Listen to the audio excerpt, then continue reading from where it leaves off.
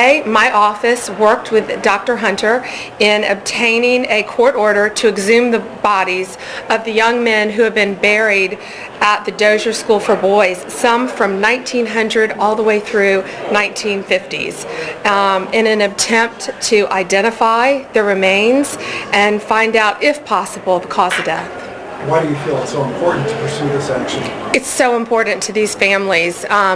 We know that atrocities occurred at the Dozier School of Boys back in the early 1900s, and many of these families need closure, and it's only fair to them that they are able to hopefully identify their loved ones and get their remains. Will there be any attempt to pursue criminal charges based on what you find? At this point, so many years later, the only thing that the statute of limitations would still be available on is first-degree murder.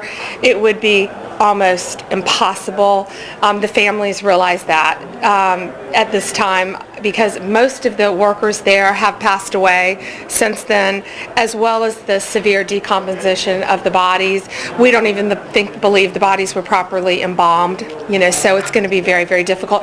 That is not the intent. That is not the purpose. The purpose is there is a cloud of mystery surrounding what happened at that school, and these families need closure, and they deserve this. Is this a result of that USF study that said there were probably more bodies there than had originally been found by FDLE? Yes, I met with Dr. Kimberly, and I believe in her work, as does the Hillsborough County Sheriff's Office. She has helped, she's assisted, I was a prosecutor for many years, but she's assisted the Hillsborough County Sheriff's Office in locating remains. So we believe in what she does, and we want to do everything we can to help these families. As well, I also ask Department of Environmental Protection to extend the stay for 150 days for selling the state land, to keep the land from being sold until Dr. Kimberly can get in there and do her work. So what's the next step? The court has to rule on your petition, and then the exhuming bodies can begin? We filed a petition, and we're waiting on the court to rule, and hopefully we'll obtain a court order where the medical examiner will be able to perform autopsies on these bodies with the help of Dr. Aaron Kimberly, who can come in and hopefully identify where many of these bodies are buried. We don't know how many young men were buried there. They were buried in shallow, unmarked graves.